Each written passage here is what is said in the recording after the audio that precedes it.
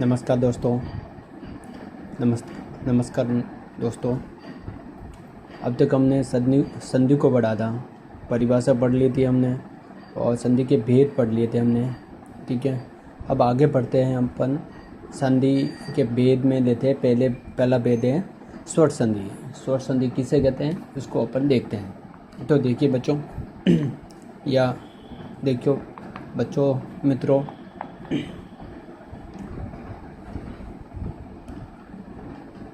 देखो स्वर संधि। नेक्स्ट संधि अपन क्या आएगी? स्वर संधि आएगी। कौन सी संधि आएगी? स्वर संधि। स्वर संधि सबसे पहली बात है, स्वर संधि को अपन अच संधि भी कहते हैं। क्या कहते हैं? अच संधि।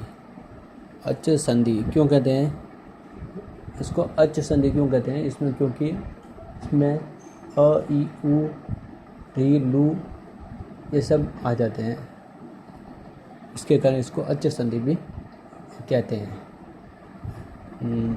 देखो इसकी परिभाषा क्या होगी? इसकी परिभाषा या इसकी रूल्स, इसका नियम, इसका नियम क्या है? इसका नियम है, यदि अ ई उ री और ली, ये री की मात्रा है, बड़ी री ली के बाद समान स्वर आए। क्या स्वर आए? समान स्वर आए। समान क्या है? स्वर आए। स्वर आए तो दोनों मिलकर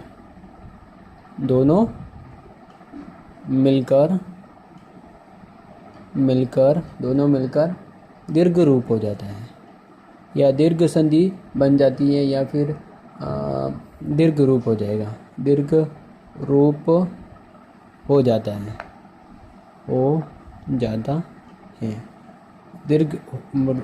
दीर्घ रूप हो जाएगा। मतलब स्वर संधि यदि अ ई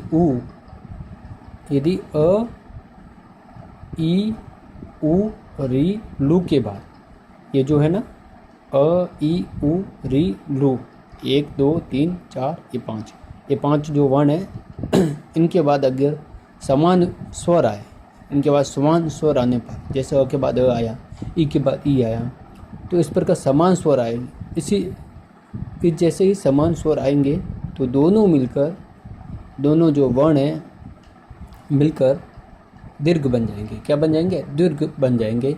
ये स्वर संधि का आपका एक पहला नियम है जो कहता है ये। देखो कैसे अपन समझते हैं। जैसे उदाहरण से मैं आपको समझा रहा हूँ, आप देखिए और समझो। जैसे अपन लेंगे, पहले अपन शॉर्ट में यहाँ लिख देंगे अ प्लस अ बराबर आ। क्या होगा? आ। ये अ और अ मिलकर दोनों आ हो गया। आ अपन आ बोलते हैं तो आ थोड़ा सा स्वर लंबा खींचता है, यानी कि दीर्घ बन गया।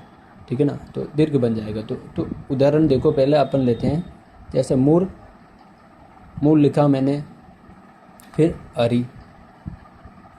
अरिह, मूर प्लस अरिह, ये विसर्ग है तो अरिह बोलेंगे। तो मूर प्लस अरिह, तो इसको जोड़ेंगे मूर। तो अ का ये जो है स्वर आ रहा है ना, अ क्या है? स्वर है। अ का उच्चारण आ रहा है। यहाँ कौन सा उच्चारण आ रहा है? अ का आ रहा ना। तो मूर यानी कि अ का आपका क्या आ रहा? उच्चारण। और ये भी अ है, तो ये अ और ये अ मिलकर दोनों क्या हो जाएगा? आ हो जाएगा। क्या हो जाएगा? आ। तो क्या बनेगा? आप बनाओ। मुँह रा, क्या बनेगा? मुँह रा री। ये जो अ और ये जो उच्चारण में अ है, दोनों मिलकर आपका मुरारी बन जाएगा, और विसर्ग का विसर्ग लगा देंगे, ये आपकी बन जाएगी। इसी प्रकार आप ऐसे उदाहरण और भी हैं, जैसे देतीय, ठीक है ना, ये विसर्ग नहीं लगा, सॉरी। देतीय प्लस या धन द्वितीय प्लस या धन अरि अरिह, द्वितीय प्लस अरिह। तो द्वितीय प्लस अरि, ये विसर्ग नहीं है ना, ठीक है, ऐसे लग गया मेरे से। तो द्वितीय प्लस अरिह, तो उसको अपन जोड़ेंगे द्वितीय द्वितीय द्वितीय। तो कौन सा उच्चारण आ रहा है? द्वितीय द्वितीय, अ का उच्चारण आ रहा है और यह भी अ है, तो दोनों अ मिलके क्या हो जाएगा? आ हो जाएगा। ये अ जो है इसमें जुड़कर आ हो जाएगा, तो बन जाएगा द्वितीयारी। तो क्या बनेगा? द्वितीयार्य। इस प्रकार ये आपका जो अ और अ मिलकर आपका हो गया दीर्घ हो गया द्वितीयारी, द्वितीयारी, मोरारी। इस प्रकार ये दीर्घ आपका शब्द बन जाएंगे, ठीक है ना। इस प्रकार ये आपकी स्वर संधि हो जाएगी। ऐसे और से उदाहरण है, तो अपन एक और उदाहरण लेते हैं।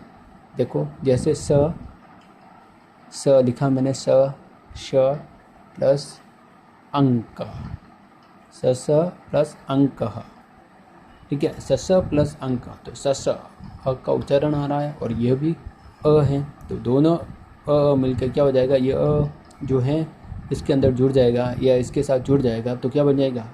शशांक। क्या बन जाएगा? शशांक। क्या बनेगा? शशांक।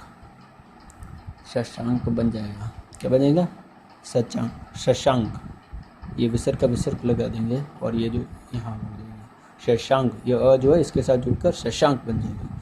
इस प्रकार ये आपका स्वर संधि का रूल से अपन ये बना दिए संधि, उसको दीर्घ बना दिया इनको, कि ये सब दीर्घ है ना, बोलेंगे तो मोरारी, तेत्यारी, शशांक, इस प्रकार दीर्घ रूप बन जाएंगे।